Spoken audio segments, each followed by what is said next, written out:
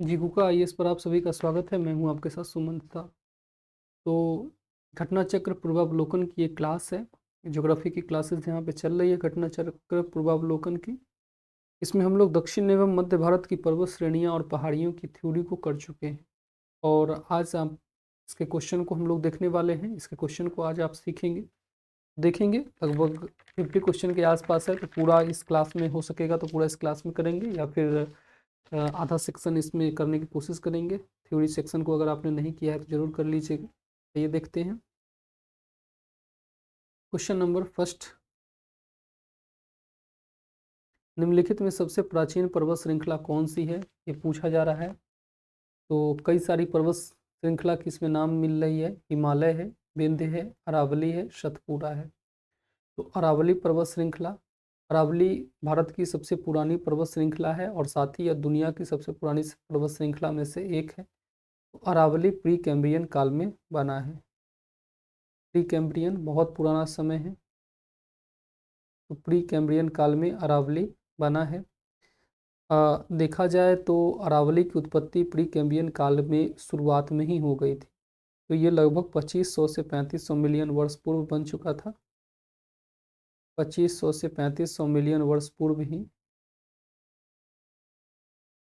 ये बन चुका था। अब अगर आप जानते हैं कि 1000 मिलियन इक्वल टू 1 करोड़ होता है। सॉरी, 1000 मिलियन 1 अरब होता है। 1 करोड़ में तो 1 करोड़ में तो 10 मिलियन ही होते हैं।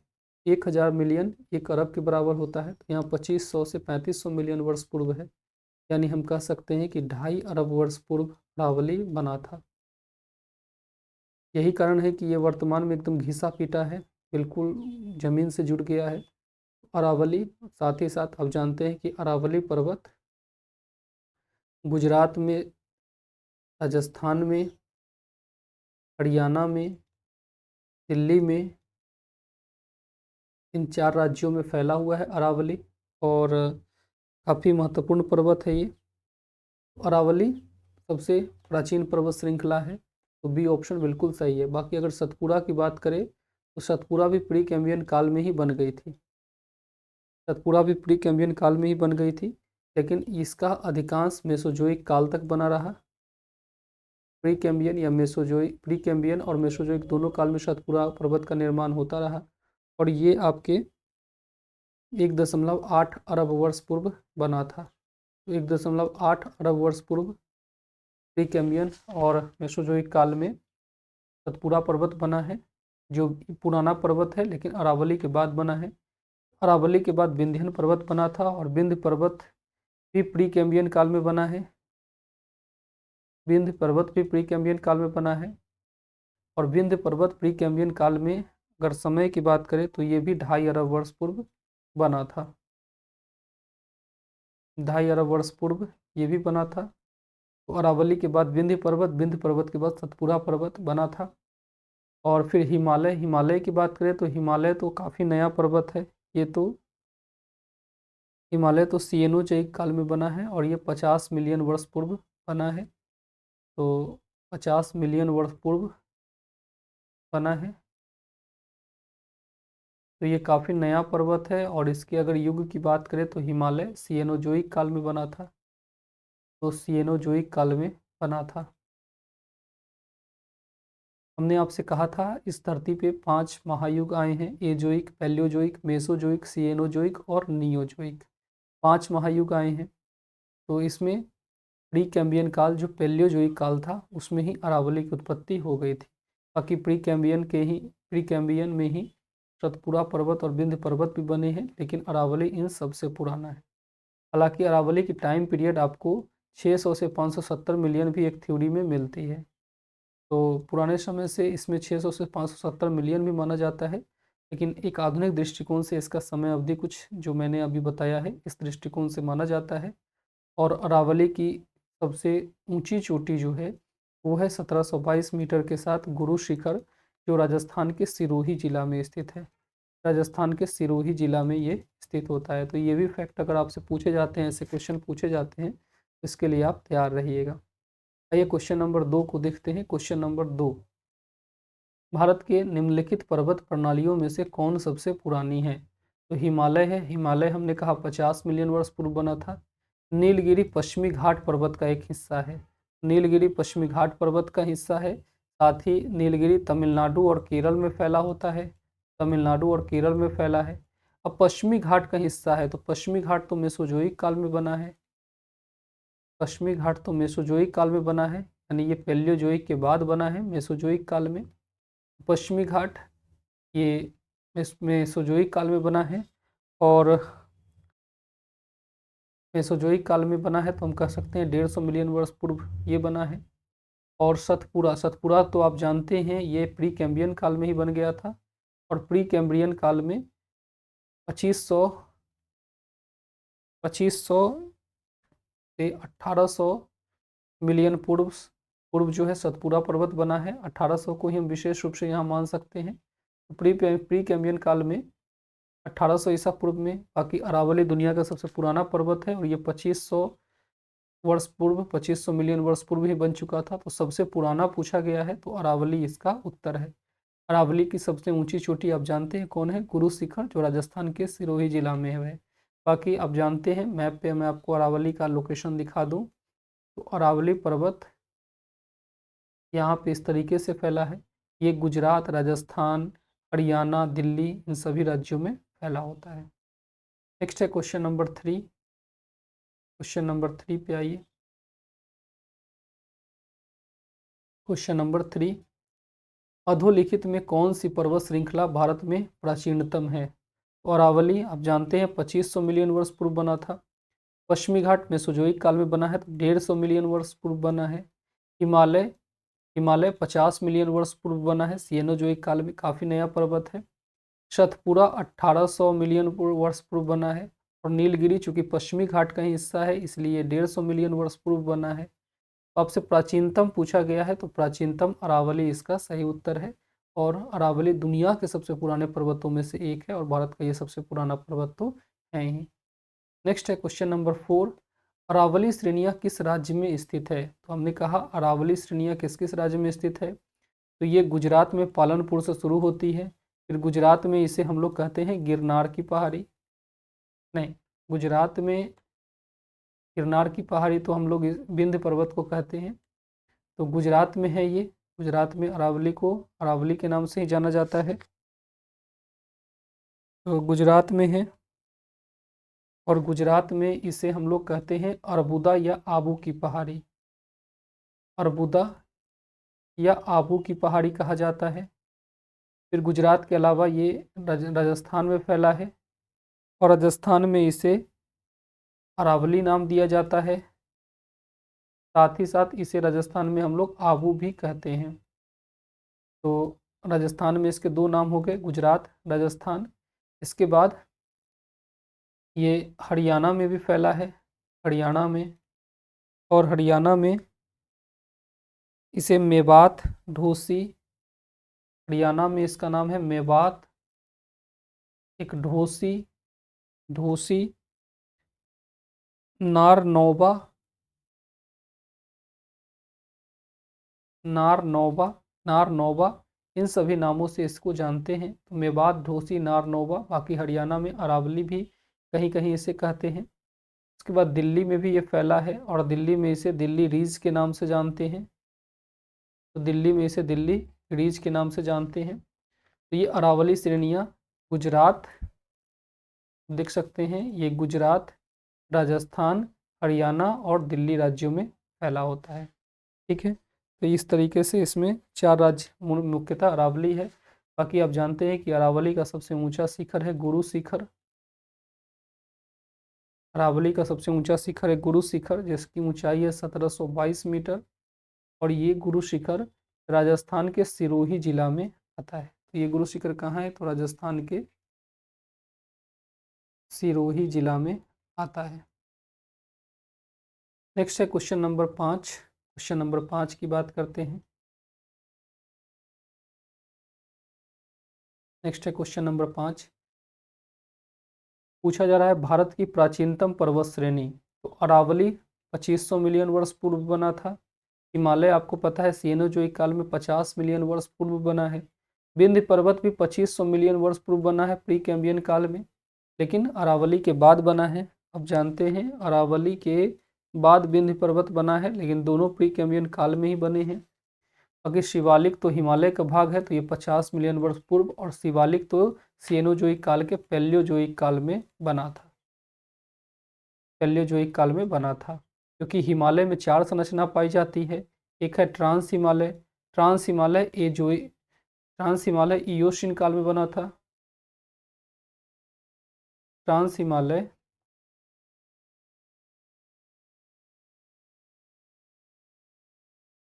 इयोसीन काल में बना था। ट्रांस हिमालय इयोशीन, आप पिछली क्लास में इसको पढ़ चुके हैं। जो बृहद हिमालय है, फिर मध्य हिमालय है, और फिर शिवालिक हिमालय है। इस तरीके से हिमालय में 4 संरचना पाई जाती है। ट्रांस हिमालय इयोसीन काल में बना था, बृहद हिमालय मायोसीन काल में बना, नहीं, बृहद हिमालय ओलिगोसीन काल में बना था। इयोसीन काल में ट्रांस हिमालय और ओलिगोसीन काल में बृहद हिमालय बना था। मायोसीन काल में मध्य हिमालय बना था, मायोसीन, और प्लायोसीन काल में शिवालिक हिमालय का निर्माण हुआ था। तो 4 काल में हिमालय के इन सभी चारों का निर्माण हुआ था। सबसे प्राचीनतम आपसे पूछा गया है, तो सबसे प्राचीनतम आपका अरावली, यहाँ पे ए ऑप्शन बिल्कुल सही है। नेक्स्ट क्वेश्चन को देखिए, question number 6। Question number 6, Aravalli श्रेणियों की अनुमानित आयु कितनी है? तो वैसे तो ये तो 2500 से 3500 मिलियन वर्ष पूर्व बना था, मिलियन वर्ष पूर्व है, लेकिन एक थ्योरी के अनुसार ये 570 मिलियन वर्ष पूर्व बना है। तो इसलिए सी ऑप्शन यहाँ पे बिल्कुल सही है। 2001 में ये पूछा गया था, पुरानी डाटा है। वैसे 2500 से 3500 मिलियन वर्ष पूर्व भी एक थ्योरी के अनुसार जानी जाती है। नेक्स्ट है क्वेश्चन नंबर 7, निम्नांकित में कौन भौगोलिक क्षेत्र सबसे प्राचीन है? तो हिमालय का पर्वतीय क्षेत्र, ये 50 मिलियन वर्ष पूर्व बना है, और किस काल में? तो सिएनोजोइक काल में बना है। बाकी उत्तर भारत का विशाल मैदान ये इसके बाद बना है, तो इधर हिमालय बना और हिमालय के जस्ट बाद ये बना है। क्वेश्चन नंबर, विशाल मैदान इसके बाद बना है। फिर प्रायद्वीपीय पठार, ये तो गोंडवाना लैंड का ही हिस्सा था, तो गोंडवाना लैंड का ही एक भाग था। गोंडवाना लैंड जब टूट चुका था, तो गोंडवाना लैंड के टूटने से भारत का प्रायद्वीपीय पठार बना है। ये सबसे पुरानी संरचना के रूप में जानी जाती है, क्योंकि आप जानते हैं गोंडवाना लैंड एक विशालतम महाद्वीप पेंजिया का दक्षिणी भाग था। एक विशालतम महाद्वीप पहले था जिसका नाम था पेंजिया,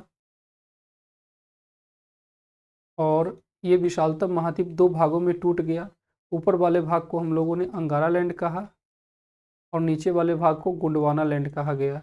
बाद में ये गोंडवाना लैंड भी कई भागों में टूट गया, और भारत का प्रायद्वीपीय पठार इन्हीं से बना है। आप थ्योरी वाले सेक्शन में से देख चुके हैं। गोंडवाना लैंड ये दुनिया का सबसे पुरानी संरचनाओं में से एक है। तो फिर पूर्वी तटीय मैदान है, तो ये भी प्रायद्वीपीय पठार के बाद ही बना है, और ये मेसोजोइक काल में बना था। मेसोजोइक काल में तो पश्चिमी तट बने हैं। बाकी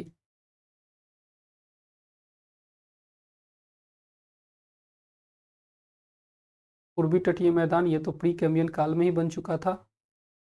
पूर्वी तटीय मैदान ये प्री कैम्ब्रियन काल में ही बन गया था, प्री कैम्ब्रियन।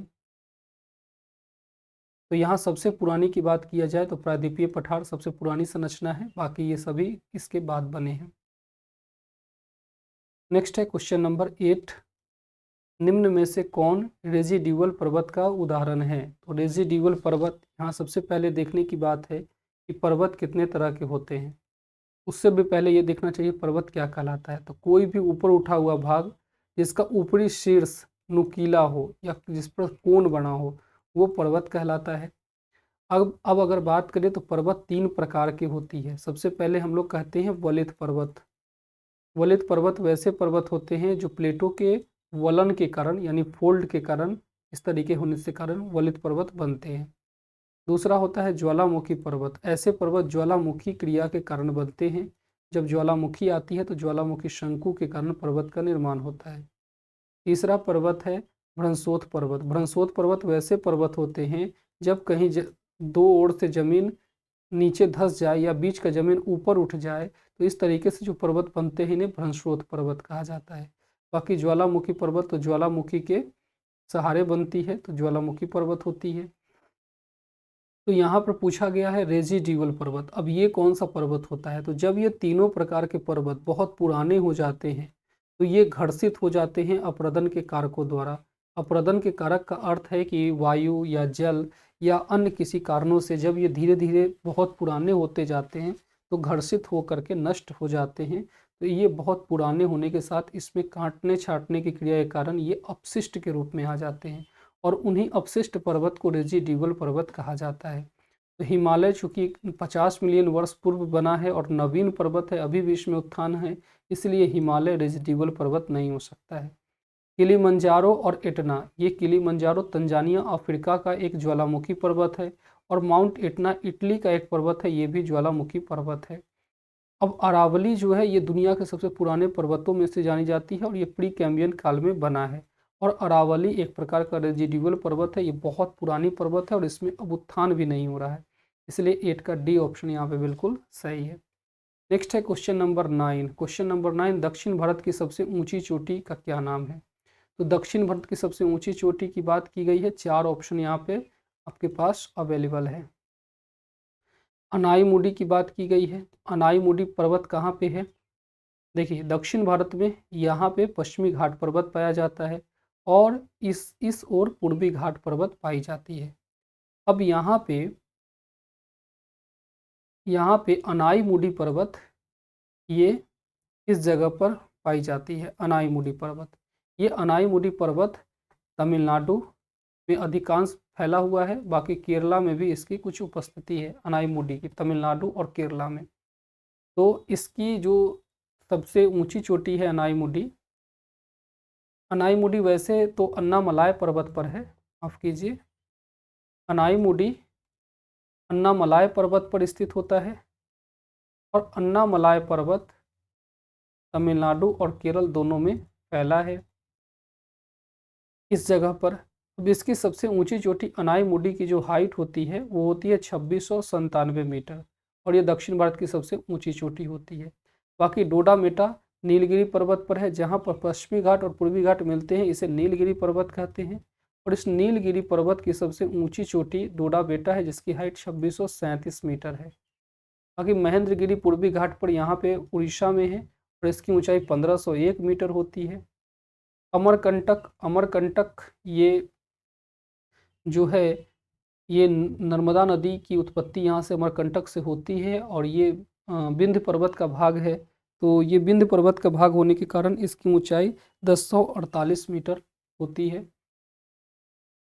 तो यहाँ पे सबसे ऊंचा अगर बात किया जाए तो अनाईमुडी की हाइट हो जाएगी सबसे ऊंची, तो यहाँ पे दक्षिण भारत की ये सबसे ऊंची चोटी है। नेक्स्ट है क्वेश्चन नंबर 10, निम्नलिखित में से दक्षिण भारत की सबसे ऊंची चोटी कौन सी है? तो अनाईमुडी अभी आपने देखा अन्नामलाई पहाड़ी पर 2695 मीटर, डोडा बेटा 2637 मीटर, अभी आपने देखा नीलगिरी पहाड़ी पर, महेंद्रगिरी 1501 मीटर जो कि पूर्वी घाट का हिस्सा है और गुरु शिखर अरावली की सबसे ऊंची चोटी है जिसकी हाइट है 1622 मीटर। तो यहाँ पे दक्षिण भारत की सबसे ऊंची चोटी पूछी गई है तो अनाईमुडी बिल्कुल सही है क्योंकि ये 2695 मीटर है। अनाईमुडी केरल में है, साथ ही साथ ये अन्नामलाई पर्वत पर है, तो ये भी ध्यान रखना है आपको अगर इससे प्रश्न बनते हैं। नेक्स्ट है क्वेश्चन नंबर 11, भारतीय प्रायद्वीप की सबसे ऊंची चोटी कौन सी है? तो अनाईमुडी यहाँ पे 2697 मीटर है और सबसे ऊंची चोटी भी है, तो ऑप्शन आपको मिल चुका है। लेकिन और देख लीजिए तो महाबलेश्वर महाराष्ट्र में है, महाबलेश्वर महाराष्ट्र में है, साथ ही महाबलेश्वर की जो हाइट होती है वो है 1353 मीटर। ये पश्चिमी घाट का एक भाग है, पश्चिमी घाट का भाग है। डोडा बेटा आप जानते हैं 2637 मीटर इसकी हाइट है, साथ ही साथ डोडा बेटा तमिलनाडु में है। उटबटंग ये ऊटी तमिलनाडु में है और इसकी 2240, इसको फेमस ऊटी के नाम से भी हम लोग जानते हैं, एक हिल स्टेशन है। तो ये 2240 मीटर है। अब से सबसे ऊंची चोटी पूछी गई है तो अनाईमुडी इसका सही उत्तर है। नेक्स्ट है क्वेश्चन 12, नर्मदा और ताप्ती नदियों के मध्य कौन सी पर्वत स्थित होती है? तो इसको कई बार हमने बताया है, फिर से आइए देख लेते हैं। नर्मदा इस तरीके से विंध्यन पर्वत पाई जाती है, यहाँ सतपुड़ा पर्वत श्रेणियाँ पाई जाती है, यहाँ सतमाला और अजंता पर्वत श्रेणियाँ पाई जाती है। तो यहाँ पर 1300 मीटर की नर्मदा नदी बहती है और यहाँ पर 700 मीटर की ताप्ती नदी बहती है, दोनों खंबात की खाड़ी में गिरती है। तो नर्मदा और तापी दोनों नदियों के बीच में यहाँ पे कौन सा पर्वत हुआ, तो ये सतपुड़ा रेंज हुआ, सतपुड़ा श्रेणियाँ हुआ, सतपुड़ा पर्वत श्रेणियाँ हुई। और बाकी विंध्य पर्वत की अगर हम बात करें तो विंध्य पर्वत नर्मदा नदी के ठीक उत्तर में बहती है, तो विंध्य पर्वत नर्मदा नदी के उत्तर में हो गई। सतपुड़ा श्रेणियाँ, सतपुड़ा सतपुड़ा श्रेणियाँ ये तो सही उत्तर ही है आपका, और ये नर्मदा और ताप्ती नदी के बीच में बहती है। बाकी राजमहल की पहाड़ी ये विंध्य पर्वत का ही भाग है, जो इधर आपके झारखंड के एरिया में आती है राजमहल पहाड़ी। फिर अरावली पहाड़ी तो आप जानते हैं यहाँ पे पाई जाती है, अरावली पर्वत जिसका सबसे ऊंचा शिखर है गुरु शिखर। तो नर्मदा और तापी पूछी गई है, तो ये सतपुड़ा पर्वत है। वैसे आपको एग्जैक्ट बता दे कि तापी नदी की लंबाई जो है ये है 724 मीटर। साथ ही साथ ये मुल्ताई मुल्ताई जिसे हम लोग मूल तापी भी कहते हैं, तो मुल्ताई में तहसील में बैतूल ज़िला एमपी से निकलती है, बैतूल ज़िला एमपी से ये निकलती है। और महाराष्ट्र ये बैतूल ज़िला जो है ये एमपी में है, लेकिन महाराष्ट्र के नज़दीक है, और ये खंभात की खाड़ी में अपनी सीमा बनाती है। बाकी नर्मदा नदी की बात करें तो नर्मदा नदी 1312 किलोमीटर लंबी नदी है, और ये अमरकंटक से निकलती है, अमरकंटक से निकलती है। और ये अनूपपुर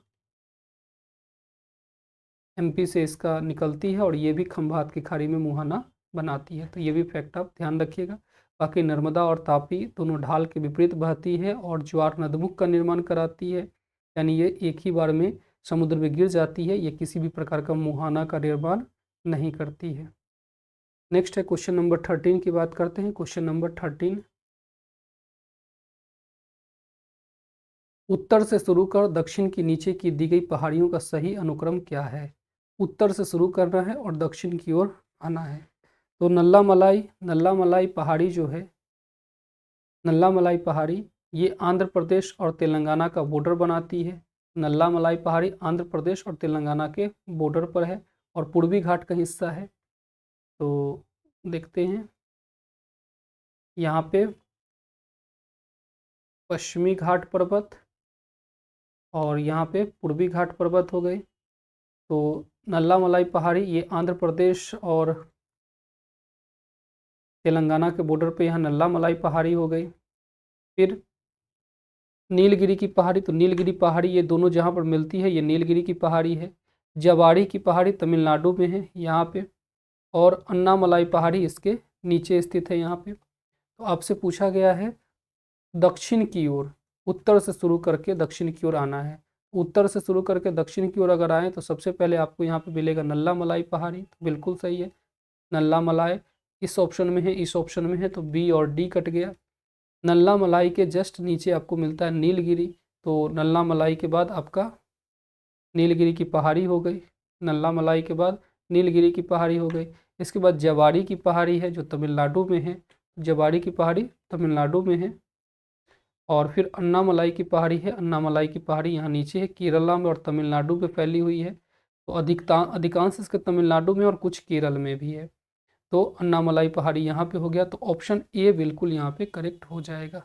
बाकी नीलगिरी पहाड़ी ये भी आप जानते हैं तमिलनाडु में भी है, और कुछ भाग इसके केरला में है, कुछ कर्नाटका में भी थोड़ा सा ये भाग इसका फैला हुआ है।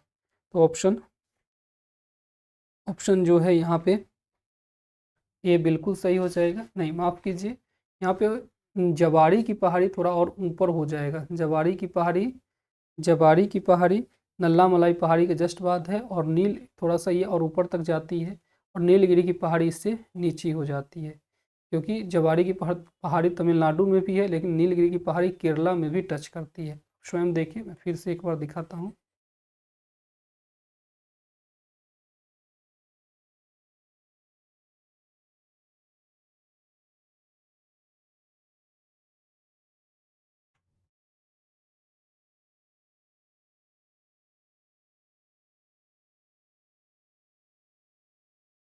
यहाँ पे पश्चिमी घाट पर्वत है और यहाँ पूर्वी घाट पर्वत है, जो पूर्वी घाट और पश्चिमी घाट को मिलाने का कार्य करती है। ये नीलगिरी की पहाड़ी इस पूर्वी घाट और पश्चिमी घाट को पहाड़ी को मिलाने का काम करती है। तो इस जगह पर जो नीलगिरी की पहाड़ी है, ये तमिलनाडु, केरला और कर्नाटक तीनों में होती है। अगर जवाड़ी की पहाड़ी तमिलनाडु में है यहाँ पे, तो ये केवल तमिलनाडु में है। और नल्ला मलाई पहाड़ी ये आंध्र प्रदेश और तेलंगाना में है। ये आंध्र प्रदेश और तेलंगाना के बॉर्डर को बनाती है नल्ला मलाई पहाड़ी। बाकी अन्ना मलाई पहाड़ी है और नीचे तमिलनाडु के एरिया में यहाँ पे आती है। इसके कुछ भाग केरला में है और जबकि अधिकांश जो है इसके तमिलनाडु में होती है। ऊपर से नीचे की बात की गई है, तो ऊपर से नीचे अगर हम आते हैं तो इसमें सबसे पहले आपको ऑप्शन ए नल्ला मलाई मिलता है। नल्ला मलाई के फिर जवाड़ी की पहाड़ी, फिर नीलगिरी की पहाड़ी और फिर सबसे लास्ट में अन्ना मलाई की पहाड़ी। तो इसमें ऑप्शन ए हम बिल्कुल नहीं मान सकते हैं, क्योंकि नीलगिरी इसमें सेकेंड में ही ऑप्शन पे है। नल्ला मलाई के बाद जवाड़ी पहाड़ी, फिर नीलगिरी की पहाड़ी, फिर अन्ना मलाई। ऑप्शन सी बिल्कुल यहाँ पे करेक्ट हो जाएगा। तो ऑप्शन सी बिल्कुल यहाँ पे करेक्ट हो जाएगा। ठीक है, इस तरीके से ऑप्शन सी बिल्कुल करेक्ट है। नेक्स्ट है क्वेश्चन नंबर 14। क्वेश्चन नंबर 14, निम्नलिखित उच्चावच आकृतियों पर ध्यान दीजिए। महादेव पर्वत श्रृंखला, मैकाले पर्वत श्रृंखला, छोटानागपुर पठार और खासी की पहाड़ियाँ। इनको पश्चिम से पूर्व की ओर सही क्रम बताना है। तो पश्चिम से पूर्व की ओर सही क्रम बताना है इनका। तो मैप पे आइए देखते हैं इन पर्वतों को। महादेव पर्वत श्रृंखला, सतपुड़ा, महादेव, मैकाले 3 पर्वत श्रृंखला का भाग होती है। और महादेव पर्वत श्रृंखला ये मध्य प्रदेश में है। मैकाले पर्वत श्रृंखला ये छत्तीसगढ़ में आए। छत्तीसगढ़ में ये आता है। और मैकाले सतपुड़ा का ही भाग है। साथ ही साथ महादेव भी सतपुड़ा का ही भाग है। ठीक है। छोटा नागपुर पठार ये वेस्ट बंगाल और झारखंड में फैला है। बिहार के भी कुछ एरिया में ये आता है। बाकी खासी की पहाड़ियाँ ये मेघालय में फैली है, मेघालय में।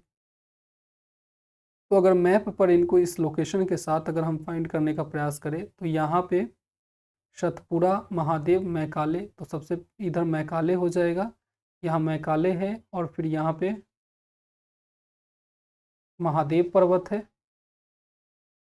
और छोटा नागपुर पठार इस एरिया में यहाँ पे है। छोटा नागपुर पठार जो झारखंड में सिंहभूम जिले में और बिहार में भी और वेस्ट बंगाल में भी फैला है।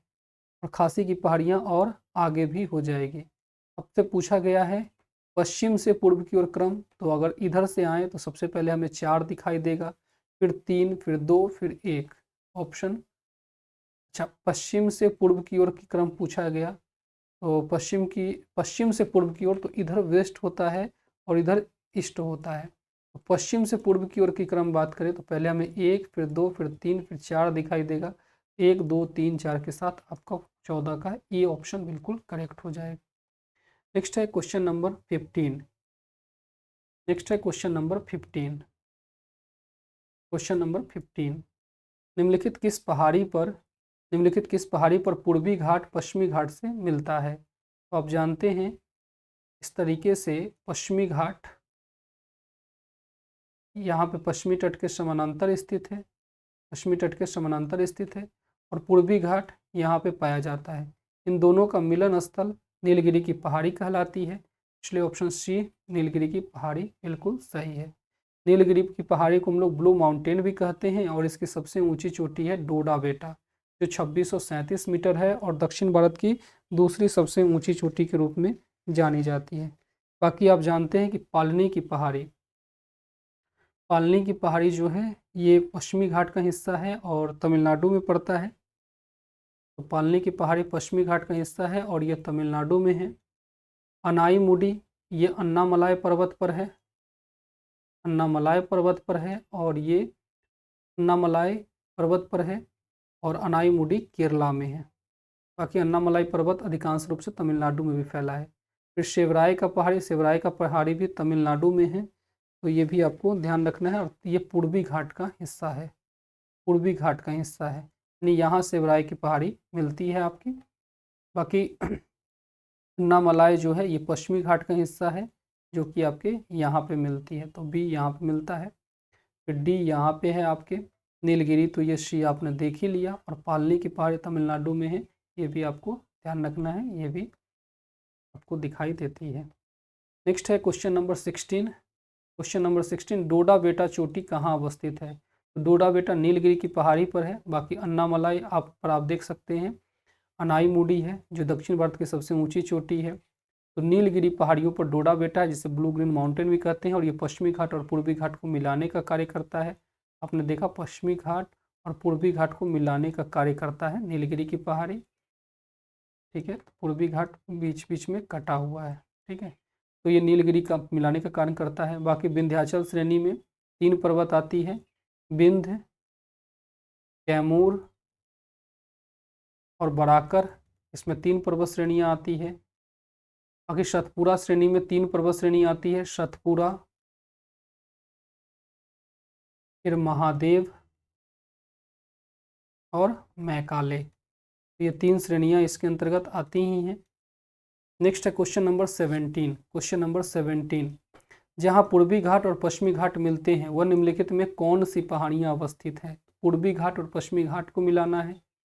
वापस से एक बार, ये भारत है, इसमें पूर्वी घाट को देखिए जरा सा, पूर्वी घाट, यहाँ पे पश्चिमी घाट और यहाँ पे पूर्वी घाट है। इन दोनों को मिलाने का कार्य नीलगिरी की पहाड़ी पर होता है, तो नीलगिरी की पहाड़ी यहाँ पे सही है। और नीलगिरी की पहाड़ी की सबसे ऊंची चोटी है डोडा बेटा, जिसकी हाइट है 2637 मीटर। बिल्कुल अच्छी तरीके से याद करिए। अन्नामलाई पहाड़ी जस्ट इसके नीचे है, अन्नामलाई पहाड़ी, और इसकी सबसे ऊंची चोटी है अनाईमुडी, और अनाईमुडी की हाइट है 2695 मीटर, और ये दक्षिण भारत की सबसे ऊंची चोटी है। बाकी कार्डिमम हिल इलायची की पहाड़ी ये सबसे नीचे है, कार्डमम हिल इलायची की पहाड़ी ये सबसे नीचे है केरला में, और थोड़े से तमिलनाडु में भी कार्डमम हिल है। और शिवराय की पहाड़ी ये भी तमिलनाडु में यहाँ पे है, तो शिवराय की पहाड़ी भी है।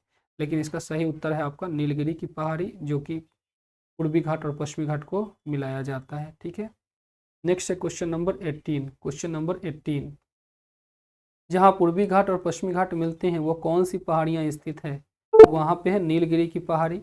बाकी कार्डमम हिल आपने अभी भी देखा है, एकदम सबसे नीचे था। अन्नामलाई पहाड़ी की सबसे ऊंची चोटी है अनाईमुडी।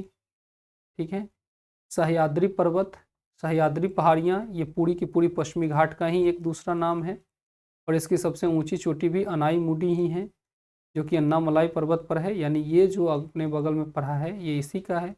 अब आपको बताना है नीलगिरी पहाड़ी की सबसे ऊंची चोटी, तो जल्दी से बताइए। डोडा बेटा इसकी सबसे ऊंची चोटी है, और डोडा बेटा की हाइट कितनी है? तो 2637 मीटर।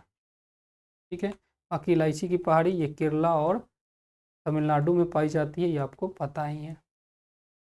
नेक्स्ट है क्वेश्चन नंबर 19। क्वेश्चन नंबर 19, निम्नलिखित में से कौन एक कर्नाटक, केरल एवं तमिलनाडु राज्यों के मिलन स्थल पर स्थित है?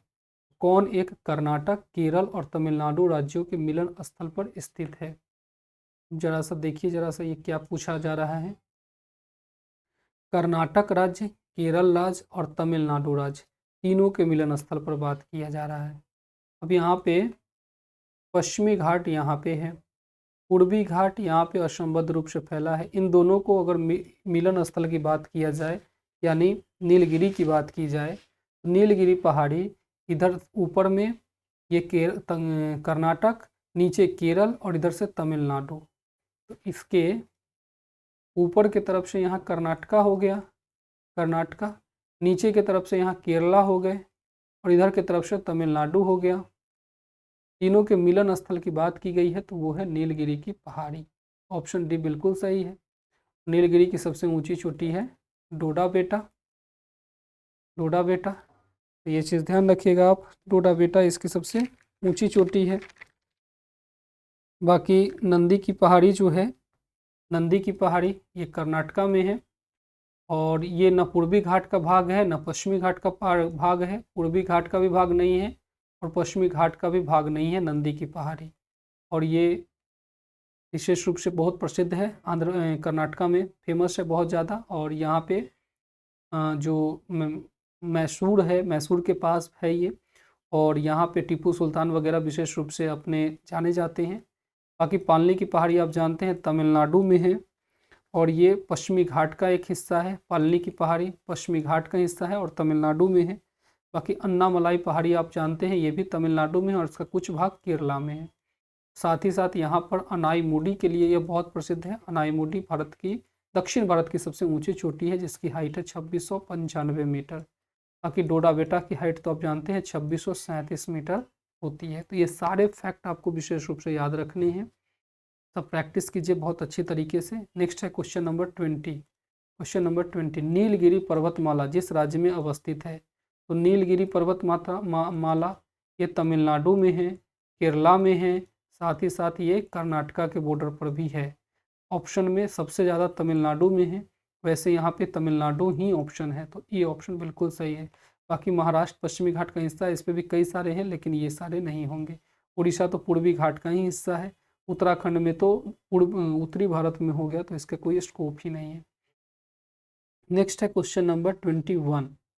क्वेश्चन नंबर 21, भारतीय समुद्र शास्त्रियों ने अरब सागर के तल में बंबई से पश्चिम दक्षिण पश्चिम लगभग 455 किलोमीटर दूर एक नए 1505 मीटर ऊंचे पर्वत की खोज की है। इस पर्वत का नाम क्या रखा गया है?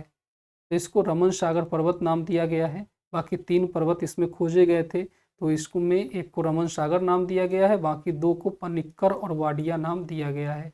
ये मुंबई से 455 किलोमीटर दूर है। और मुंबई आपको पता है सालसेट द्वीप पर है, मुंबई सालसेट द्वीप पर है, और इसी द्वीप से 455 किलोमीटर दक्षिण पश्चिम में, यानी इसमें मुंबई से लगभग और इस दिशा में आकर के ये 3 द्वीप खोजे गए हैं, जिसमें रमन सागर, पनिक्कर और वाडिया नाम इसको दिए गए हैं। नेक्स्ट है क्वेश्चन नंबर 22।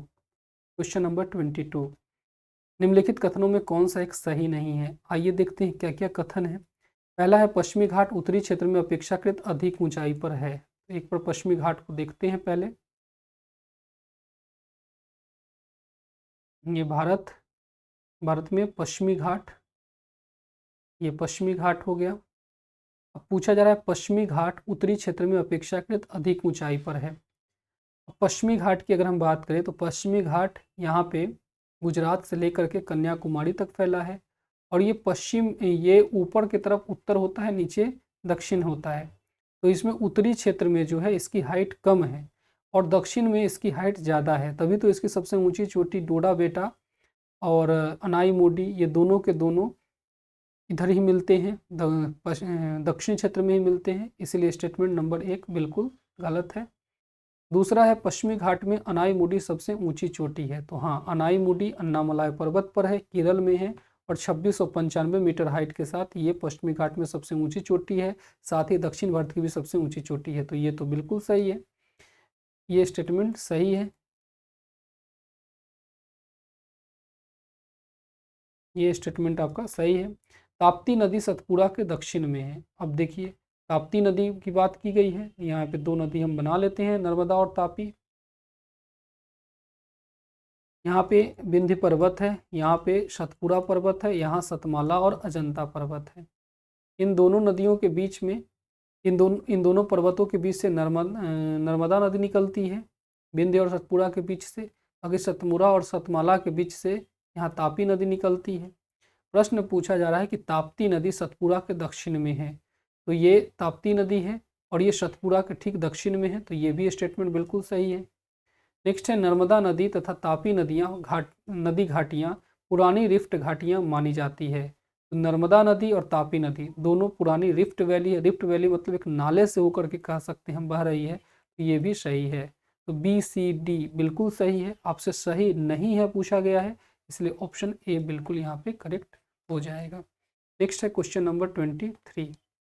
नेक्स्ट है क्वेश्चन नंबर 23,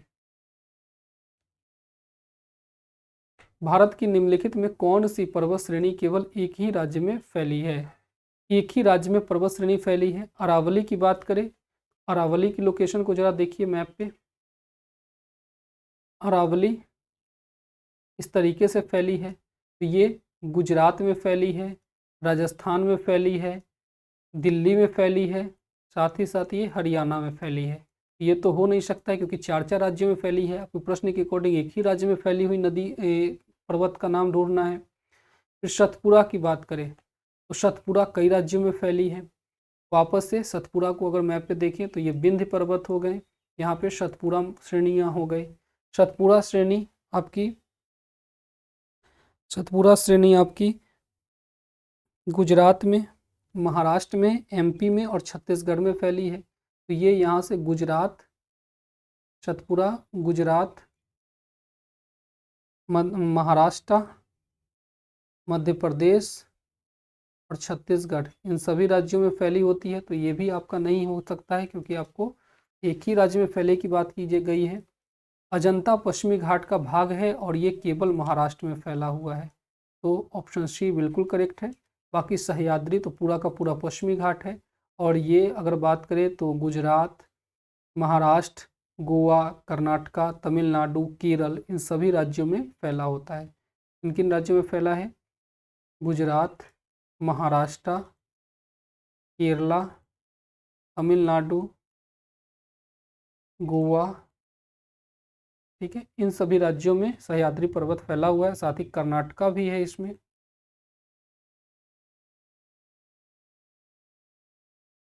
तो इसके अंतर्गत कर्नाटक भी शामिल है।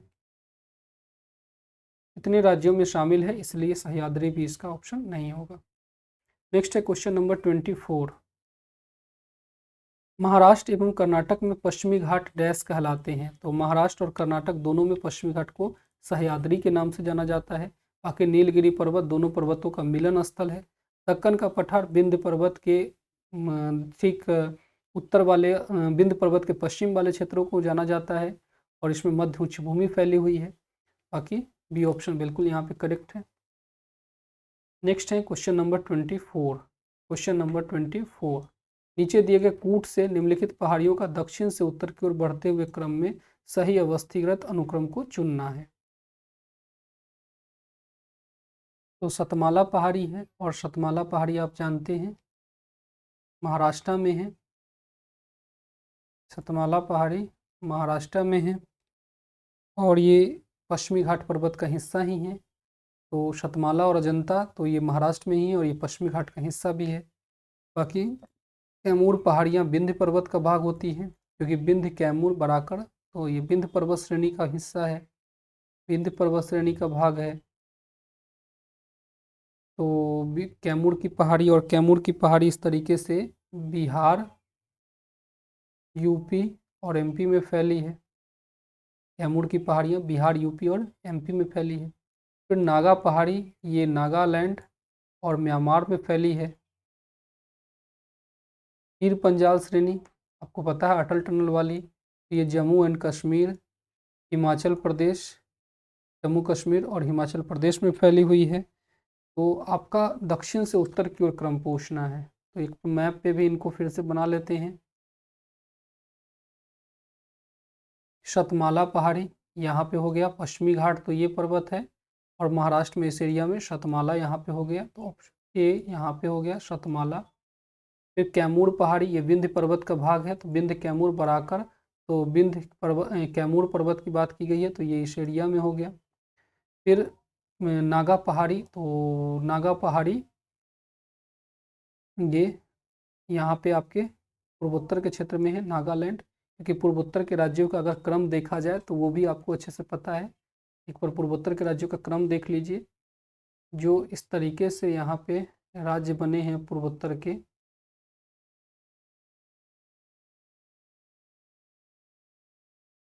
पूर्वोत्तर के जो राज्य हैं यहाँ पे,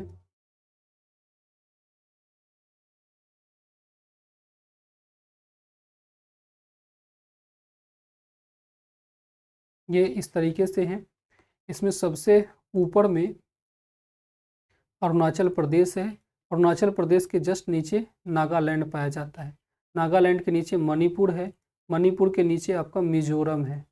मिजोरम के बगल में त्रिपुरा पाया जाता है।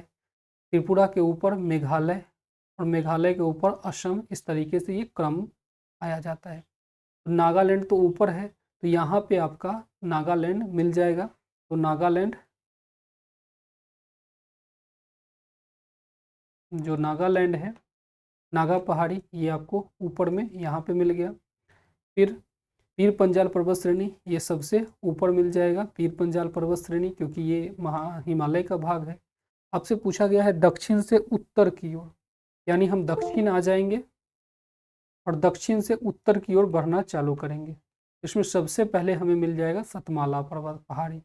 सतमाला पहाड़ी इसमें मिल रहे हैं, इसमें मिल रहे हैं, तो बाकी ए और डी ऑप्शन कट गए। सतमाला के जस्ट बाद आपको मिल जाएगा कैमूर की पहाड़ी, तो 2 नंबर मिल जाएंगे, दोनों 2 नंबर दोनों में है, एक में भी है, इसमें भी है, दोनों में है। फिर इसके बाद आपको मिल जाएगी यहाँ पे नागा पहाड़ी, जो कि नागालैंड और म्यांमार में है, तो 4 नंबर मिलना चाहिए। तो ऑप्शन सी यहाँ पे एलिमिनेट हो गया, क्योंकि यहाँ पे 3 दिए गए हैं, जबकि यहाँ 4 बिल्कुल सही है। बाकी सबसे ऊपर आपके पीर पंजाल पर्वत श्रेणी है ही, तो ऑप्शन बी यहाँ पे बिल्कुल सही हो सकता है।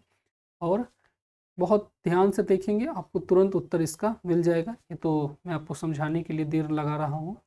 नेक्स्ट है question number 26। Question number 26, cardamom पहाड़ियाँ जिन राज्य की सीमाओं पर स्थित हैं वह कौन सी होती है? तो कार्डमम पहाड़ी, कार्डमम पहाड़ी इलायची की पहाड़ी भी इसे हम कहते हैं। ये सबसे नीचे कन्याकुमारी के जस्ट बगल में है, तो यहाँ पे कन्याकुमारी के जस्ट ऊपर यहाँ पे कार्डमम पहाड़ी होती है। तो ये कार्डमम पहाड़ी केरल और तमिलनाडु के बॉर्डर पे हो गई। तो केरला और तमिलनाडु के बॉर्डर पर आपके कार्डमम पहाड़ियाँ स्थित होती है। बाकी कर्नाटक और केरल के बॉर्डर पर अगर हम बात करें किसी पर्वत की, तो वो है नीलगिरी विशेष रूप से। साथ ही कर्नाटक और तमिलनाडु की बात करें तो यहाँ भी नीलगिरी ही हम कह सकते हैं, नीलगिरी। बाकी तमिलनाडु और आंध्र प्रदेश के बॉर्डर पे बात करें तो यहाँ पे आपका नल्ला मलाय पर्वत विशेष रूप से देखने को मिलता है। और केरल और तमिलनाडु के बॉर्डर पर विशेष रूप से कार्डमम हिल यानी इलायची की पहाड़ी आपको देखने को मिलती है, जो आपसे पूछा गया है। नेक्स्ट है question number 27। Question number 27, Bharat की दक्षिणतम पर्वत श्रेणी कौन है? यानी सबसे दक्षिण में कौन सी पर्वत श्रेणी आपकी मिलेगी? सबसे दक्षिण में अभी अभी आपने देखा है, सबसे दक्षिण में इलायची की पहाड़ी यहाँ पे होती है और इसे कार्डिमम हिल कहा जाता है। बाकी नीलगिरी इसके जस्ट ऊपर यहाँ पे है, अन्नामलाई नीलगिरी के जस्ट नीचे यहाँ पे है, और नल्ला मलाई तो आंध्र प्रदेश और तेलंगाना के बॉर्डर पे यहाँ पे है। तो ऑप्शन सी यहाँ पे बिल्कुल करेक्ट हो जाएगा। नेक्स्ट है question number 28। Question number 28, Shevaroy की पहाड़ियाँ कहाँ हैं? तो सेवराय की पहाड़ी आप जानते हैं, ये यहाँ पे है और ये है आपके तमिलनाडु में, तो ऑप्शन डी बिल्कुल सही है। बाकी केरल में आप जानते हैं अन्नामलाई है, अन्नामलाई है छोटी सी भाग, और इसकी सबसे बड़ी चोटी अनाईमुडी भी है। बाकी आप जानते हैं कि केरला में सबसे ज़्यादा जो फेमस पर्वत है वो है कार्डिमम हिल इलायची की पहाड़ी, कार्डिमम हिल। हालांकि अन्नामलाई का अधिकांश हिस्सा तो तमिलनाडु में ही पड़ता है, लेकिन फिर भी सेवराय की पहाड़ी भी तमिलनाडु में ही है। ठीक है, चलिए नेक्स्ट क्वेश्चन नंबर 29 की बात करते हैं। क्वेश्चन नंबर 29, निम्नलिखित में कौन महाराष्ट्र में नहीं स्थित है? तो बालाघाट श्रेणी ये एमपी में है, लेकिन महाराष्ट्र के बॉर्डर के नज़दीक है, तो इसे हम एमपी और महाराष्ट्र दोनों मानेंगे। वैसे महाराष्ट्र में बालाघाट मुख्यतः एमपी में ही है, और महाराष्ट्र का गोंदिया वगैरह जिला इससे घिरे हुए हैं, लेकिन बालाघाट इसलिए हम एमपी में और महाराष्ट्र दोनों में मान लेते हैं। हरिश्चंद्र श्रेणी ये भी महाराष्ट्र में है। मांडव की पहाड़ियाँ ये तमिलनाडु में है, सॉरी मांडव की पहाड़ियाँ ये एमपी में है। मांडव की पहाड़ियाँ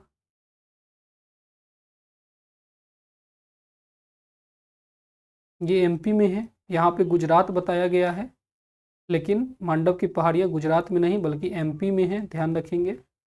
और सतमाला पहाड़ी, सतमाला पहाड़ी ये आपके महाराष्ट्र में ही है।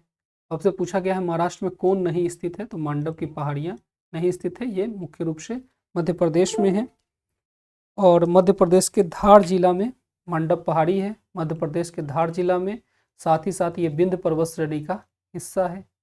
जो विंध्य पर्वत है, इससे विंध्य पर्वत को एमपी में मांडव की पहाड़ी के नाम से भी जाना जाता है। ये एमपी के धार जिले में स्थित है।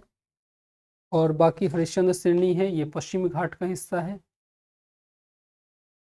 ध्यान रखेंगे। और सतमाला पर्वत तो सतमाला का ही भाग है। और बालाघाट श्रेणी जो एमपी में है, ये भी सतपुड़ा का ही भाग है, सतपुड़ा पर्वत श्रेणी का ही ये भाग है।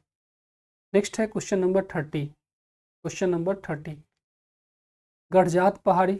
गढ़जात पहाड़ी, इसमें युग्म को सही सुमेल करना है। तो गढ़जात पहाड़ी उड़ीसा में है, बिल्कुल सही बात है। गढ़जात पहाड़ी, गढ़जात पहाड़ी उड़ीसा में है। मांडव पहाड़ी, मांडव पहाड़ी ये महाराष्ट्र में नहीं है, बल्कि मांडव पहाड़ा एमपी के धार जिला में है। और हमने कहा ये विंध्य पर्वत श्रेणी का हिस्सा है, विंध्य पर्वत श्रेणी का ये हिस्सा है। बाकी नल्ला मलाय ये आंध्र प्रदेश और तेलंगाना के बॉर्डर पे है। शिवराय तमिलनाडु के बॉर्डर पे है, तो ये बिल्कुल सही है। तो यहाँ पे सुमेलित नहीं है, केवल मांडव की पहाड़ियाँ। देखिए मांडव की पहाड़ी को इसमें बार बार गुजरात बताया जा रहा है, लेकिन ये गुजरात नहीं बल्कि मध्य प्रदेश के धार जिले में है और विंध्य पर्वत का हिस्सा है। घटना चक्र में कई बार बताया जा रहा है कि मांडव पहाड़ी गुजरात में है, लेकिन ये गुजरात में नहीं है, ये मध्य प्रदेश के धार में है। यहाँ पे आप लोग करेक्ट कर लेंगे। चलिए नेक्स्ट क्वेश्चन नंबर 31 की बात करते हैं। क्वेश्चन नंबर 31, कार्डमम पहाड़ियाँ। कार्डमम पहाड़ियाँ जिसे इलायची की पहाड़ी भी कहते हैं, ये कोरोमंडल तट पर बताया गया है। पूछा गया है, इस तरफ पहाड़ियाँ दी गई, इस तरफ क्षेत्र बताए गए हैं, तो क्या ये कोरोमंडल तट पे है? तो नहीं, बिल्कुल नहीं। दरअसल कार्डमम हिल यहाँ पे है, माफ कीजिए, हाँ, कार्डमम हिल यहाँ पे है। और कार्डमम हिल जब यहाँ पे है, तो ये जो तट होती है, जो केरला के ये वाली जो तट है, इसे हम लोग मालाबार तट कहते हैं, न कि कोरोमंडल तट कहते हैं। इधर वाली हिस्सा ये कोरोमंडल तट कहलाती है, ये कोरोमंडल तट कहलाती है। तो आपका कार्डमम हिल कोरोमंडल तट पे नहीं है, बल्कि मालाबार तट पे है, इसीलिए पहला सुमेल नहीं है। बाकी कैमूर पहाड़ियाँ, कैमूर पहाड़ियों की अगर हम बात करें तो विंध्य कैमूर बराकर कैमूर पहाड़ियाँ यहाँ पे पाई जाती है, और ये यूपी में है। सबसे पहले बिहार में है, बिहार में तो कैमूर जिला भी है, कैमूर सासाराम। यूपी में सोनभद्र और मिर्ज़ापुर, और एमपी में ये आई है। तो ये कोंकण तट पे नहीं है। अब ये कोंकण तट क्या है? तो कोंकण तट जो महाराष्ट्र में जो किनारे वाली होती है, ये महाराष्ट्र का जो ये किनारा है, गोवा से लेके महाराष्ट्र वाले में, इसे हम लोग कोंकण तट कहते हैं, कोंकण तट। आप ऐसे सोचिए, जो यहाँ केरला में जो ये तट है, केरला में इसे मालाबार तट कहते हैं। फिर केरला से मैंगलोर तक, केरला से मैंगलोर तक के यहाँ पे जो प्रदेश होती है, इसे हम लोग कनारी तट कहते हैं, कनारी तट कहते हैं। फिर मैंगलोर से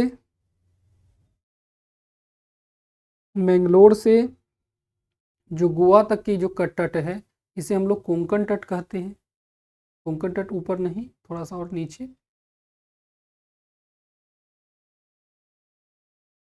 मैं फिर से इसे समझाता हूँ, इसे कोंकण तट कहते हैं, कोंकण तट कहते हैं। और जो कोंकण तट से ऊपर है महाराष्ट्र वाले एरिया में, इसे काठियावाड़ या सौराष्ट्र तट कहते हैं, इसे काठियावाड़ या सौराष्ट्र तट भी कहते हैं। मैंने कहा केरला में वाली जो तट है, इसे केरला से लेकर के जो मैंगलोर है, इसे मालाबार तट कहते हैं। मैंगलोर से गोवा तक कनारी तट है। गोवा से महाराष्ट्र तक, गोवा से यहाँ पे महाराष्ट्र तक, दमन और दीव तक, इसे कोंकण तट कहा जा रहा है। और महाराष्ट्र वाले को नहीं, थोड़ा सा यहाँ पे संशोधन करेंगे। हाँ, तो इसको जरा फिर से देखते हैं। जो कन्याकुमारी से मैंगलोर तक, इसे मालाबार तट कहा जाता है, जिसमें केरल आता है। फिर मैंगलोर से गोवा तक, इसे कनारी तट कहते हैं, कनारी तट कहते हैं। फिर यहाँ मैंगलोर से, ये गोवा से, यहाँ गोवा से महाराष्ट्र तक इसे कोंकण तट कहते हैं। और यहाँ पे दमनदीप भी है, दमनदीप भी है इसके किनारे पे। तो यहाँ पे गोवा से मैं यहाँ नाम लिख ले रहा हूँ, ये मैंगलोर है। तो यहाँ पे कन्याकुमारी से मैंगलोर तक के तटों को मालाबार तट कहा जाता है। फिर मैंगलोर से गोवा के बीच की जो तट है इसे कनारी तट कहा जाता है। गोवा से दमनदीप, जिसमें महाराष्ट्र भी है शामिल, इसके तट को कोंकण तट कहा जाता है। और कोंकण से गुजरात तक के तट को, यहाँ से मालाबार हटा देता हूँ कन्फ्यूजन ना हो,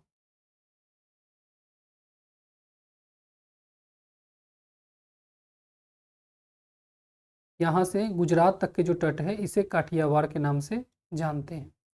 तो इस तरीके से यहाँ पे आप देख सकते हैं कि कैमूर की पहाड़ी कोंकण तट पे तो नहीं है, क्योंकि कोंकण तट गोवा से लेकर दमन द्वीप के बीच के क्षेत्र को कहा जाता है, जिसमें महाराष्ट्र भी है। तो इसलिए 2 ऑप्शन बिल्कुल नहीं है। फिर महादेव पहाड़ी, ये मध्य भारत में बताया जा रहा है।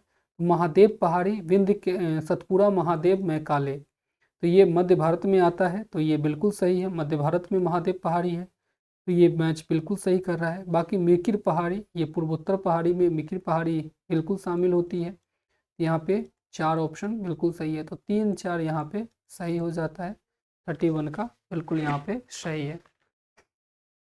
बाकी मैं एक बार फिर से आपको यहाँ पे तटों के नाम को दिखा देता हूँ, हालांकि ये फिर से आने वाले हैं क्योंकि इसमें थोड़ा ज़्यादा कंजस्टेड हो गया है, इसलिए मैं फिर से आपको यहाँ पे एक बार तटों के नाम आपको दिखाकर याद करा देता हूँ।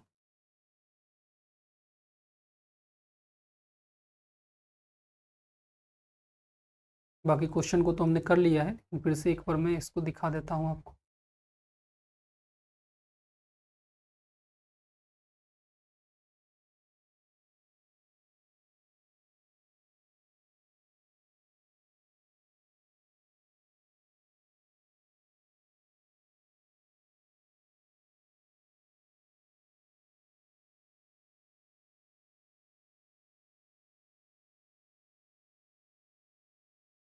इस तरीके से जो हमारे पास 2 तट है, एक है पश्चिमी तट, एक है पूर्वी तट।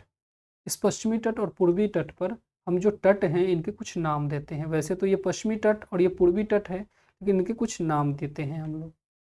इसमें यहाँ पे कन्याकुमारी है, यहाँ पे मैंगलोर है, मैंगलोर के बाद आपको एक गोवा ध्यान रखना है, यहाँ दमन और दीप ध्यान रखना है, और यहाँ पे आपको सूरत, काठियावाड़ या गुजरात याद रखना है।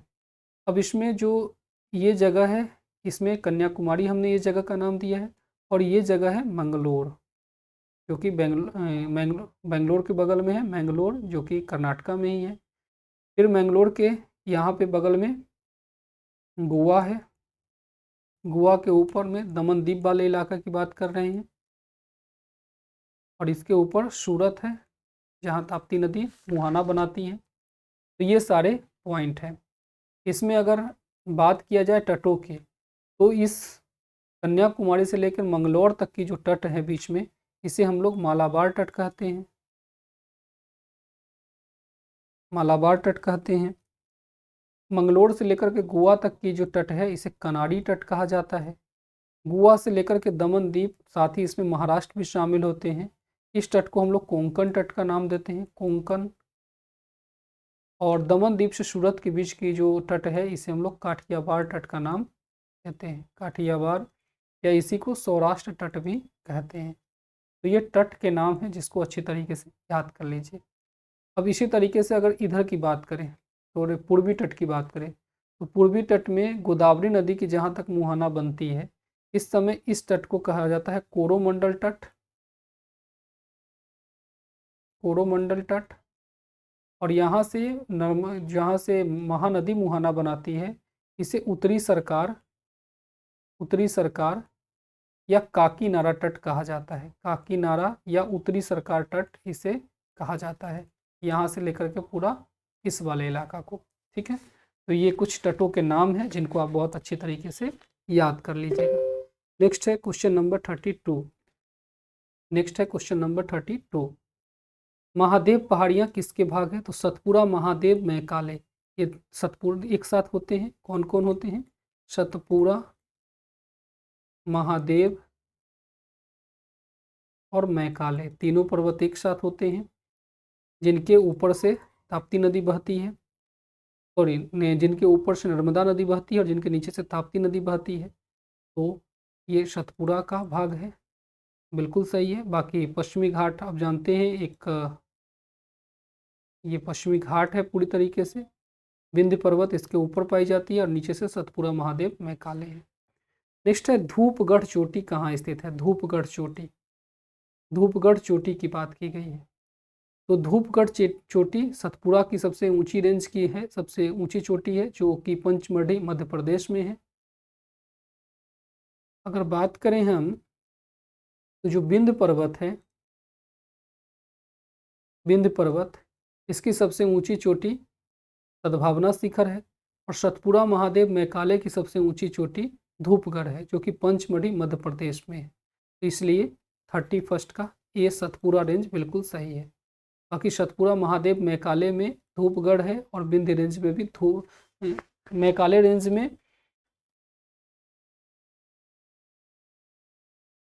सबसे ऊंची चोटी भी धूपगढ़ ही मानी जाती है कि सतपुड़ा महादेव मैकाले एक साथ होती है, और विंध्य रेंज में सबसे ऊंची चोटी आपकी सद्भावना शिखर, जिसको गुडविल पीक भी कहते हैं, वो है। इसकी सबसे ऊंची हाइट 750 मीटर 752 मीटर होती है। नेक्स्ट है question number 34। Question number 34, Ramgiri की पहाड़ियाँ इस पर्वत श्रृंखला का भाग है? तो रामगिरी की जो पहाड़ियाँ हैं, ये आपके रामगिरी की पहाड़ियाँ ये आपके उड़ीसा में है, रामगिरी की पहाड़ी, और ये सतपुड़ा का भी भाग है। सतपुड़ा के ये रामगिरी की पहाड़ी छत्तीसगढ़ में है, माफ कीजिए, ये छत्तीसगढ़ में है। तो ये सतपुड़ा का भी भाग है, छत्तीसगढ़ के साथ ये थोड़ा सा उड़ीसा में भी इसमें पड़ता है। तो सतपुड़ा का भी ये भाग है, साथ ही ये सतपुड़ा महादेव मैकाले तीनों एक साथ होते हैं, तो ये मैकाले का भी भाग है। तो इसलिए बी सी। और वैसे सतपुड़ा पर्वत की अगर हम बात करें, तो ये पूर्वी घाट का भी एक हिस्सा है। तो पूर्वी घाट के हिस्सा होने के साथ हम कह सकते हैं कि ये मैकाले श्रेणी में आता है। तो हम इसे ई भी मान सकते हैं, उपयुक्त में से कोई नहीं, क्योंकि ये रामगिरी की पहाड़ियाँ जो है ये तेलंगाना में स्थित होती है, इसलिए इसका उत्तर ई होगा। ठीक है, और थोड़ी थोड़ी भाग इसके छत्तीसगढ़ उड़ीसा में है, लेकिन मेन रूप से यह तेलंगाना में ही है, तो इसलिए हम इसे ऑप्शन ई भी उपयुक्त मान सकते हैं। हालांकि जो छत्तीसगढ़ है, इसने अपने संशोधित उत्तर पत्र में बी बताया था, लेकिन वैसे इसमें ये तीनों ऑप्शन के साथ हम लोग जा सकते हैं। नेक्स्ट है question number 35। Question number 35, Parasnath की पहाड़ी की ऊंचाई क्या है? पारसनाथ की पहाड़ी की ऊंचाई पूछी गई है।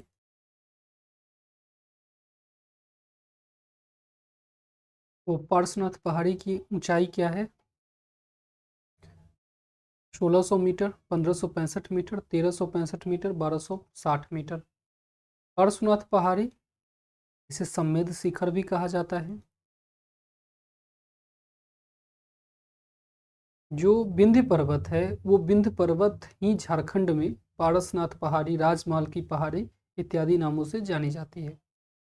तो विंध्य पर्वत, विंध्य, कैमूर, बराकर, तो 3 पर्वत श्रेणियां इसके साथ होती ही हैं, लेकिन इसी को पारसनाथ की पहाड़ी और राजमहल की पहाड़ी झारखंड में हम कहते हैं। वैसे छोटा नागपुर पठार के ये और पूर्व में स्थित होता है। तो इसकी पूछी गई है इसकी ऊंचाई क्या है? तो इसकी ऊंचाई 1365 मीटर होती है। वैसे ये सम्मेद शिखर जो जैन धर्म के 23वें तीर्थंकर थे, इनका नाम है पार्श्वनाथ। ये पार्श्वनाथ बनारस के रहने वाले थे। इनके पिता का नाम अश्वसेन था और इनकी माता का नाम वामा देवी था। तो ये पार्श्वनाथ 23वें तीर्थंकर के रूप में जाने जाते हैं, और इन्होंने 4 शिक्षाएं दी थी। हिस्ट्री में भी आप पढ़ते हैं, बहुत महत्वपूर्ण है ये, काफ़ी प्रश्न इनसे बनते हैं। 4 शिक्षा दिया था, जिसमें 5वां ब्रह्मचर्य को जोड़ करके पंचव्रत महाव्रत का जैन धर्म की नींव रखी थी महावीर स्वामी ने। तो ये 23वें पार्श्वनाथ जो है, इसी सम्मेद शिखर पर अपने प्राण त्याग किए थे। तो ये 1365 मीटर ऊंची पहाड़ी है। तो 35वां नंबर क्वेश्चन का सी ऑप्शन बिल्कुल सही है। नेक्स्ट है क्वेश्चन नंबर 36। सुमेल करना है सूची 1 को सूची 2 से। सूची 1 को सूची 2 से सुमेलित करना है। गारो पहाड़ी ये मेघालय में है, गारो पहाड़ी मेघालय में है। मिरी पहाड़ी अरुणाचल प्रदेश में है। कुल्लई मलाई पहाड़ी तमिलनाडु में है। और एक प्रमुख यहाँ पे हिल स्टेशन है कुल्लई मलाई में। और ये पूर्वी घाट का हिस्सा भी कुल्लई मलाई जो है। और डालमा पहाड़ी ये आपके झारखंड में है। झारखंड में सिंहभूम जिले में ये है। और यहाँ पे डालमा वन्य जीव अभ्यारण्य भी है। तो इस तरीके से यहाँ पे शुमेल कर सकते हैं। ए का 1 शुमेल करेंगे तो ऑप्शन डी यहाँ पे एलिमिनेट हो गया। फिर बी का 3 लगाना है तो बी का 3 लगाने पे बी एलिमिनेट हो गया। फिर सी का 2 तो सी का 2 केवल एक जगह पर है तो ये सही है, बाकी ये गलत हो गया। तो 36 का ए याद कर लीजिए। गारो मेघालय में है, ऐसे याद कर सकते हैं कि गारो मेघालय में, मेघ आ गया गारो इस तरीके से। फिर मिरी अरुणाचल प्रदेश, चीन बार बार कहता है अरुणाचल प्रदेश उसका है, हम लोग कहते हैं मेरा है। तो मिरी पहाड़ी अरुणाचल प्रदेश में। कुल्लई मलाई तमिलनाडु में है, तमिल में। कुल्लई मलाई तमिलनाडु। और डालमा झारखंड में है। तो इस तरीके से डालमा तो वन्य जीव अभ्यारण्य को लेकर भी काफ़ी फेमस है, तो हम कह सकते हैं कि डालमा झारखंड में है। यहाँ पे ऑप्शन ए बिल्कुल करेक्ट है, आप देख सकते हैं। नेक्स्ट है क्वेश्चन नंबर 37। क्वेश्चन नंबर 37, यहाँ पश्चिमी घाट के संदर्भ में निम्न कथनों पर विचार करना है। आइए विचार करते हैं। यह एक भ्रंशोत पर्वत है। तो पश्चिमी घाट भ्रंशोत पर्वत है। भ्रंशोत पर्वत का एक किनारा या दोनों किनारे बिल्कुल खड़ी ढाल के रूप में होना चाहिए। और आप जानते हैं कि इस तरीके से अगर पश्चिमी घाट को देखा जाए,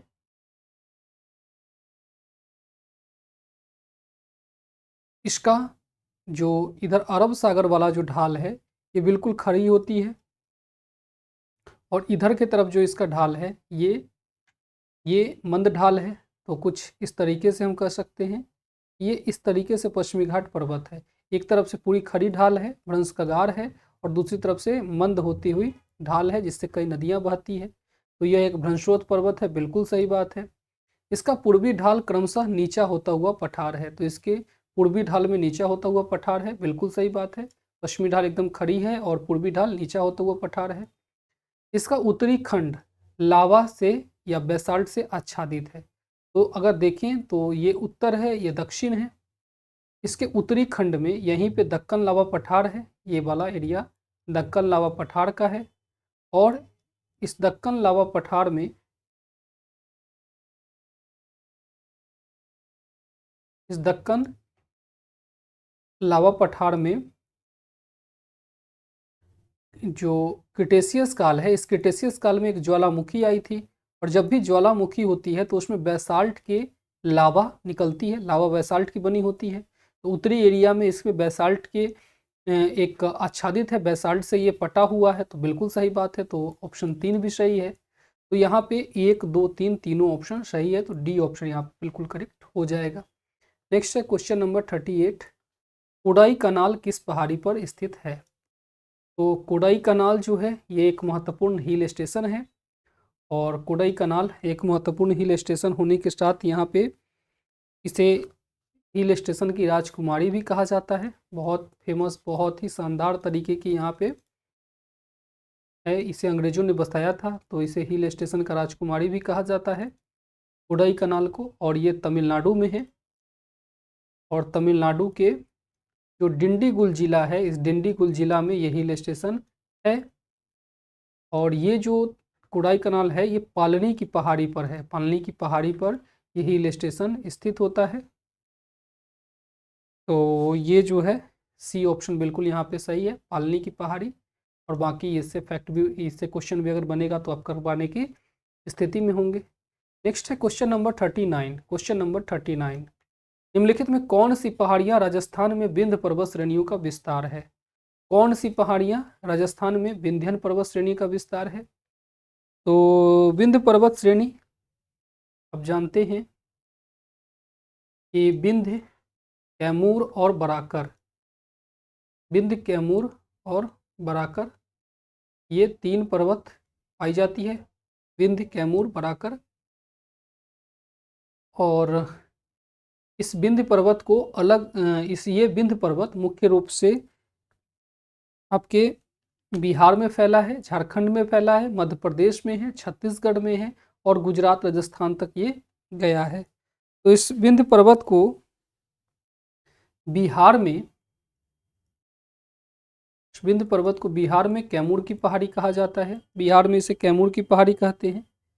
मध्य प्रदेश में इसे विंध्याचल भी कहते हैं, विंध्याचल। यूपी में इस विंध्य पर्वत को भारनेर की पहाड़ी और विंध्याचल के नाम से जानते हैं। उत्तर प्रदेश में इसी विंध्य पर्वत को भारनेर और विंध्याचल की पहाड़ी के नाम से जानते हैं। और राजस्थान में इसे मुकुंदरा की पहाड़ी कहा जाता है। राजस्थान में इसे मुकुंदरा की पहाड़ी कहा जाता है। गुजरात में इसे गिरनार की पहाड़ी कहा जाता है। गिरनार की पहाड़ी, जो जहाँ पे आप जानते हैं रुद्रदामन का अभिलेख वगैरह है। और गिरनार जो है ये जूनागढ़ जिले में है। जूनागढ़ गुजरात जिले में है। जूनागढ़ जिले गुजरात में है ये गिरनार की पहाड़ी। तो ये सब इसी के नाम है। इसी तरीके से झारखंड में अगर हम बात करें तो झारखंड में इसे पार्श्वनाथ की पहाड़ी, साथ ही साथ राजमहल की पहाड़ी भी कहते हैं।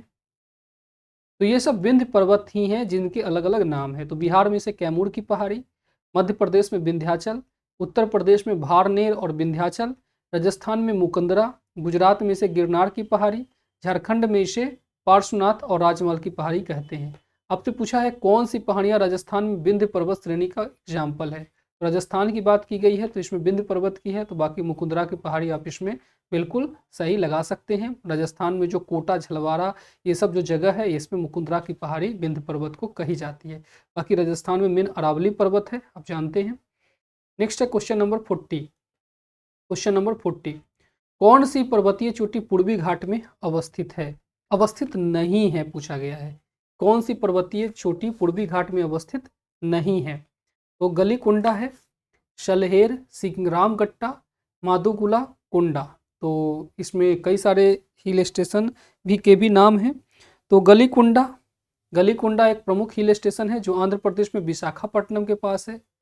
इसके अलावा माधोकुला कुंडा ये भी आंध्र प्रदेश में विशाखापट्टनम के पास एक प्रमुख हिल स्टेशन है। सिकरामगट्टा भी एक प्रमुख हिल स्टेशन है, लेकिन ये उड़ीसा में है। बाकी सलहेर जो है, ये सलहेर के किला, सलहेर की दुर्ग छत्रपति शिवाजी महाराज से भी जुड़ी है और इसको तो आप आसानी से फाइंड कर सकते हैं। ये नासिक महाराष्ट्र में है और नासिक महाराष्ट्र में है अर्थात ये पश्चिमी घाट का हिस्सा है। आपसे पूछा जा रहा है कि पूर्वी घाट में कौन अवस्थित नहीं है। तो ये आंध्र प्रदेश में गलीकुंडा आंध्र प्रदेश का, माधोकुला कुंडा और सिंकरामगड्डा उड़ीसा का, ये सभी पूर्वी घाट के ही भाग हो जाएंगे क्योंकि ये पूर्वी घाट में इस जगह पर स्थित है। जबकि जो सलहेर की किला है ये नासिक महाराष्ट्र में हो जाएगा। इसलिए बी ऑप्शन यहाँ पे बिल्कुल करेक्ट है, जो कि पूर्वी घाट में अवस्थित नहीं है। नेक्स्ट है क्वेश्चन नंबर 41 की बात करते हैं। सूची 1 को 2 से मिलान करना है। इसमें राज्य दिए गए हैं और एक तरफ उनकी सबसे ऊंची चोटी की बात की गई है। तो केरला की सबसे ऊंची चोटी बिल्कुल अनाईमुडी तो केरल में ही है और अनाईमुडी सबसे ऊंची चोटी भी है। तो 2697 मीटर, जो कि अन्नामलाई पर्वत पर भी है, अन्नामलाई पहाड़ी पर है, पश्चिमी घाट पर्वत का भाग है ये, बिल्कुल आप जानते हैं। फिर नागालैंड की सबसे ऊंची चोटी सारामती है, क्योंकि आप जानते हैं कि सारामती जो पटकोई श्रेणियाँ होती है जिसे पूर्वांचल की पहाड़ी भी कहते हैं, इसका भाग है। और पूर्वांचल की पहाड़ी पटकोई पहाड़ियों का ये पटकोई पहाड़ी जो पूर्वांचल पहाड़ी भी कहा जाता है, जो भारत और म्यांमार के बीच का बॉर्डर बनाती है। तो यहाँ पे सारामती इसकी सबसे ऊंची चोटी है जो नागालैंड में है। और आपको पता है ये अरुणाचल प्रदेश, नागालैंड, मणिपुर, ठीक है, मिजोरम, त्रिपुरा में ये नहीं जाती है। तो त्रिपुरा में पहले लिखता हूँ फिर मैं काट दूंगा, त्रिपुरा नहीं है। बाकी मेघालय और असम, इन सभी राज्यों में क्रम भी यही है। इन सभी राज्यों में ये पटकोई श्रेणियाँ हैं। बाकी नागालैंड में जो सारामती है, ये नागालैंड में ये सारामती इसमें पटकोई की सबसे ऊंची चोटी है। तो ये आप बहुत अच्छे से जानते हैं, हमने इसके बारे में हिमालय वाले सेक्शन में बहुत अच्छे से बात किया है। फिर उत्तराखंड की सबसे ऊंची चोटी नंदा देवी है, जो भारत की तीसरी सबसे हाईएस्ट पीक है। भारत की सबसे फर्स्ट हाईएस्ट पीक है माउंट K2, जो कि POK में है। दूसरी है कंचनजंगा जो कि सिक्किम में है, और तीसरी जो है वो है नंदा देवी जो कि उत्तराखंड में है। तो ये भारत की तीसरी सबसे ऊंची चोटी है भारत की। और दोडा बेटा तमिलनाडु में है जो कि 2637 मीटर की ऊंचाई की है। तो आप इस तरीके से यहाँ पे लगा सकते हैं। और नंदा देवी की हाइट की बात करी जाए तो नंदा देवी 7816 मीटर ऊंचाई की है।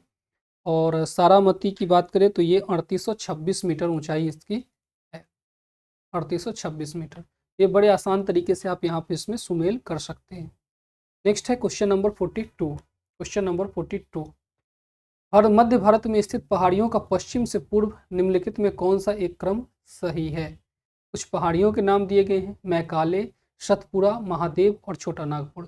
छोटा नागपुर तो सीधा आपके झारखंड में है, हम कह सकते हैं झारखंड के अलावा वेस्ट बंगाल में भी ये शामिल होता है। महादेव की पहाड़ी, महादेव की पहाड़ी ये छत्तीसगढ़ के साथ साथ एमपी में भी है।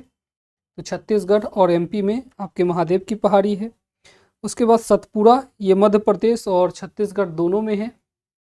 मध्य प्रदेश में है, छत्तीसगढ़ में है, साथ ही साथ मैं इसको और अलग लिख लेता हूँ।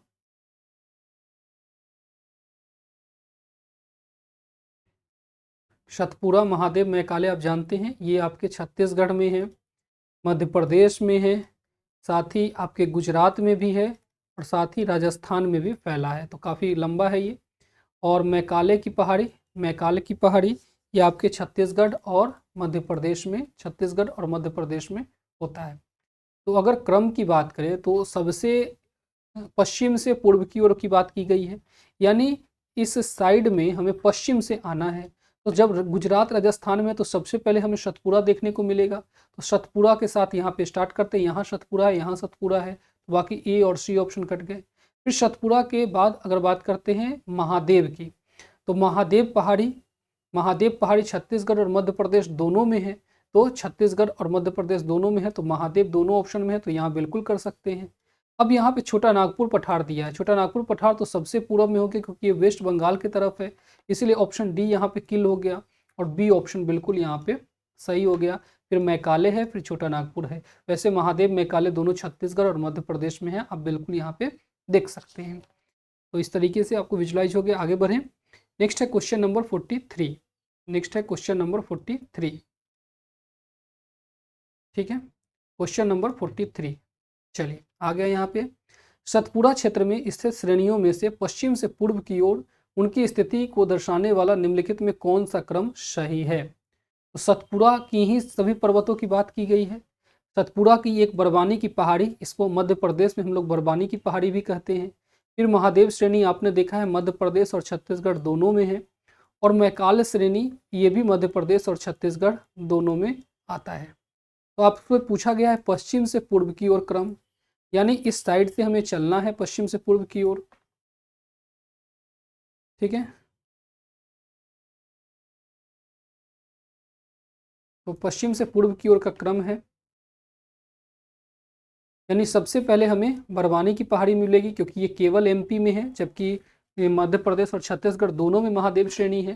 तो मध्य प्रदेश और छत्तीसगढ़ में फिर महादेव श्रेणी है, फिर मैकाले श्रेणी है। तो सतपुड़ा महादेव मैकाले होती हैं, और ये क्रम भी तीनों का सेम होता है, सतपुड़ा महादेव मैकाले। तो इस तरीके से सतपुड़ा महादेव मैकाले का 3 क्रम पाया जाता है। तो इसमें बरवानी की पहाड़ी जो एमपी में है, सतपुड़ा का ही नाम है एमपी में, फिर महादेव श्रेणी, फिर मैकाले श्रेणी। तो ऑप्शन ए बिल्कुल यहाँ पे सही हो जाता है। और बाकी ये सभी यही नाम है जो आगे पीछे करके देखे गए हैं। ये एमपीपीसीएस 2019 में एक क्वेश्चन बना था, काफ़ी आसान क्वेश्चन था। थोड़ा सा अगर आप विजुलाइज करेंगे तो इसको कर ले जाएंगे। नेक्स्ट है क्वेश्चन नंबर 44। क्वेश्चन नंबर 44 अभी आ जाएगा, ये क्लियर हो गया। हाँ, कन्याकुमारी से सटी पहाड़ियाँ कौन सी है। अब कन्याकुमारी से सटी पहाड़ियों की बात की गई है, ये बीपीएससी 2019 में पूछा गया था क्वेश्चन। अब देखिए कन्याकुमारी से सटी पहाड़ी सबसे नीचे यहाँ पे कन्याकुमारी है इस जगह पर, और इसी के ऊपर एक पर्वत यहाँ पे है जिसका नाम है कार्डिमम हिल या इलायची की पहाड़ी इसे हम कहते हैं, कार्डिमम हिल। तो कार्डिमम हिल ऑप्शन नंबर सी में है। बाकी अन्नामलाई आप जानते हैं इसके ऊपर यहाँ पे है, नीलगिरी की पहाड़ी इसके भी ऊपर यहाँ पे है, और शिवराय की पहाड़ी जो यहाँ पे है आपका तमिलनाडु में। तो यहाँ पे सबसे नीचे कन्याकुमारी के जस्ट बगल में कार्डिमम हिल पाया जाएगा। तो ऑप्शन सी बिल्कुल करेक्ट है। नेक्स्ट है question number 45। Question number 45, question number 45 है। यहाँ पे पूछा जा रहा है किस पहाड़ी पर चाय बागान नहीं है। चाय बागान किस में नहीं है? तो कानन देवन, कानन देवन ये केरल के इडुक्की ज़िले में है। और ये इस पर जो है 1873 में फर्स्ट टाइम चाय उगाया गया था। तो यहाँ पे ये ऑप्शन नहीं हो सकता है क्योंकि यहाँ 1873 में ही चाय उगाया गया था। नीलगिरी, नीलगिरी पर भी चाय उगाया गया है। और नीलगिरी आप जानते हैं कि पश्चिमी घाट और पूर्वी घाट को मिलाने के लिए जाना जाता है और पहाड़ियों की रानी भी कहते हैं। ये तमिलनाडु में है और यहाँ 1835 में पहली बार चाय की खेती की गई थी। दार्जिलिंग असम में है और ये भी एक हिल स्टेशन के रूप में प्रसिद्ध है। यहाँ 1841 में चाय उगाया गया था पहली बार।